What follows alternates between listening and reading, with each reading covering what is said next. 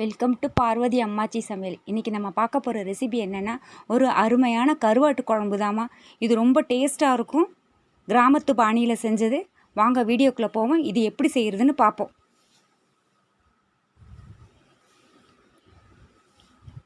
இதுக்கு முதல்ல ஒரு மிக்ஸி ஜாரில் ஒரு 1.5 ஸ்பூன் ஜீரகம் எடுத்து போட்டுக்கோங்க. அதுக்கப்புறம் ஒரு தேங்காய் மூடி இருக்குது பார்த்தீங்களா, அரை மூடி. அதில் அந்த அரை மூடியிலே கொஞ்சம் கம்மியாக வச்சு தேங்காய் ஒரு 4 சின்ன வெங்காயம் அதையும் போட்டு நல்லா மிக்சியில் அரைச்சிக்கணும். நல்லா வலுவலுன்னு அரைச்சி எடுத்து வச்சுக்கோங்க. இதுக்கு நல்லெண்ணெய் தான் ஊற்றணும். நல்லெண்ணெய் நல்லா கருவாடு பொரிக்கிற அளவுக்கு. இதை ஃபஸ்ட்டு முதல்ல நம்ம வாழை கருவாடு தாம்மா நான் எடுத்திருக்கேன். இந்த கருவாடை நல்லா கழுவிட்டு எடுத்து வச்சுக்கோங்க. நல்லா எண்ணெய் காஞ்ச உடனே ஒரு 50 கிராம் எண்ணெய் நல்லெண்ணெய் ஊற்றிருக்கோம். இதில் இந்த கருவாடு துண்டை போட்டு நல்லா பொரித்து எடுத்துடணும். இதுக்கு வேறு எண்ணெய் எதுவும் ஊற்றக்கூடாது, நல்லெண்ணெய் மட்டும்தான் ஊற்றணும். நல்லா பொரியட்டும். கருவாடு நல்ல கருவாடாக இருக்கும்போது உங்களுக்கு நல்லா அதுலேயே கூட நல்லா கலண்டு வந்தாலும் வரும், பரவாயில்ல. அதனால் ஒன்றும் இல்லை, குழம்புல தானே செய்கிறது. குழம்பு நல்லா அருமையாக இருக்கும், உங்களுக்கு வாசமாக இருக்கும். இதே நெய் மீன் கருவாடாக இருந்தால் இன்னும் ரொம்ப டேஸ்ட்டாக இருக்கும். இது நான் எடுத்துருக்கிறது வாழை கருவாடு. பொரிஞ்ச உடனே எடுத்து வச்சுருங்க.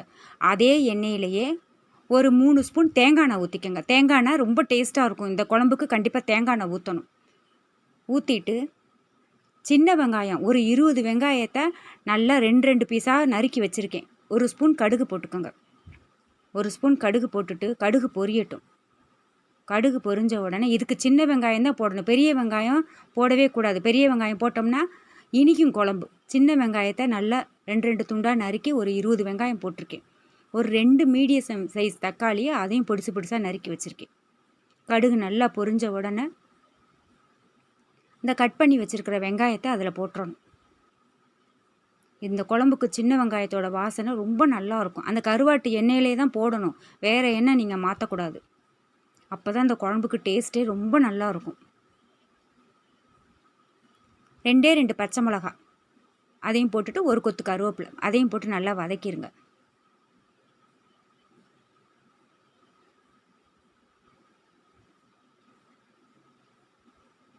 ஒரு 2 நிமிஷம் நல்லா வதங்கினா போதும். உப்பு போடணும்னு அவசியம் இல்லை, ஏன்னா நம்ம ஊற்றிருக்கிற எண்ணெயிலேயே அந்த கருவாடு பொரிச்சிருக்கிறதுனால உப்புத்தன்மை அதில் இறங்கியிருக்கும். அதனால் தனியாக உப்பு போட்டு வதக்கணும்னு அவசியம் இல்லை.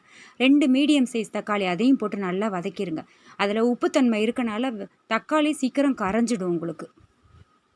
தக்காளி நல்லா கரைஞ்ச உடனே ஒரு 2.5 ஸ்பூன் குழம்பு மிளகாத்தூள். இது நம்ம மல்லியும் மிளகா வத்தலும் சேர்த்து அரைச்ச பொடி குழம்புத்தூள் ஒரு 2.5 ஸ்பூன் போட்டுக்கோங்க போதும். ஏன்னா ஏற்கனவே அதில் பச்சை மிளகா வேறு போட்டிருக்கோம். இது கொஞ்சம் காரம் தூக்கலாக இருந்தால் டேஸ்ட் ரொம்ப நல்லாயிருக்கும். அதுக்காக ஒரு 1/2 ஸ்பூன் தனி மிளகாத்தூள் அதையும் போட்டுக்கோங்க. உங்களுக்கு காரம் ரொம்ப பிடிக்கும்னா இன்னும் கொஞ்சம் கூட போட்டுக்கலாம், நல்லாயிருக்கும் உங்களுக்கு. அதையும் நல்லா அந்த குழம்பு மிளகாயத்தினுடைய வாசனையெல்லாம் போகிற அளவுக்கு நல்லா வதக்கிடுங்க. வதக்கிட்டு நம்ம குழம்புக்கு தக்கன ஒரு 2 நிமிஷம் வதக்கினா போதும். அந்த எண்ணெய் பூரா பிரிஞ்சு வந்துடும். அதுக்கப்புறம் குழம்புக்கு தக்கன தண்ணி ஊற்றிக்கோங்க, தேவையான அளவு தண்ணி. நம்ம எவ்வளோ தண்ணி ஊற்றுறோமோ, நம்ம எவ்வளோ 4 பேருக்குன்னா அதுக்கு தக்கன தண்ணி ஊற்றிக்கோங்க. குழம்பு இது திக்காக இருந்தால் தான் நல்லாயிருக்கும், தண்ணியாக இருந்தால் நல்லா இருக்காது. நல்லா ஒரு கொதிக்கட்டும். கொஞ்சோண்டு உப்பு போட்டுக்குவோம், ஏன்னா கருவாட்டிலையும் உப்பு இருக்கும். அந்த எண்ணெயிலையும் அந்த கருவாட்டினுடைய உப்பு கரைஞ்சிருக்கும். ஒரு கொதி வந்த உடனே நம்ம அரைச்ச மசாலா இருக்குது பார்த்திங்களா, தேங்காய் வெங்காயம் ஜீரகம், அதை நம்ம ஊற்றி விட்டுறணும்.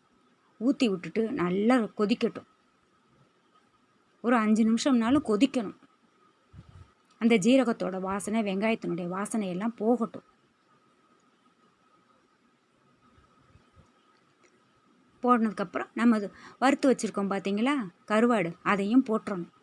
கருவாடு முழுசாக இருந்தாலும் பரவாயில்ல, கரைஞ்சாலும் டேஸ்ட்டு சூப்பராக இருக்கும். நான் சொல்கிறத காட்டிலும் நீங்கள் செஞ்சு பாருங்கள், அப்போ தான் டேஸ்ட்டு நல்லாயிருக்கும். இந்த குழம்புக்கு நம்ம களி கிண்டி சாப்பிடலாம், இல்லைன்னா சுட சுட சாதத்தை வச்சுக்கிட்டு இந்த குழம்பு ஊற்றி சாப்பிடுங்க, அபாரமாக இருக்கும். நாக்கில் டேஸ்ட்டு அவ்வளோ ஒட்டும் இந்த குழம்பு. அருமையான கருவாட்டு குழம்பு தயாராகிடுச்சு. 5 நிமிஷம் கொதிச்சா போதும். இந்த வீடியோ உங்களுக்கு பிடிச்சிருக்குன்னா லைக் பண்ணுங்கள், ஷேர் பண்ணுங்கள், சப்ஸ்கிரைப் பண்ணுங்கள், பக்கத்தில் இருக்கிற பெல் ஐக்கானை கிளிக் பண்ணுங்கள். தேங்க்யூ.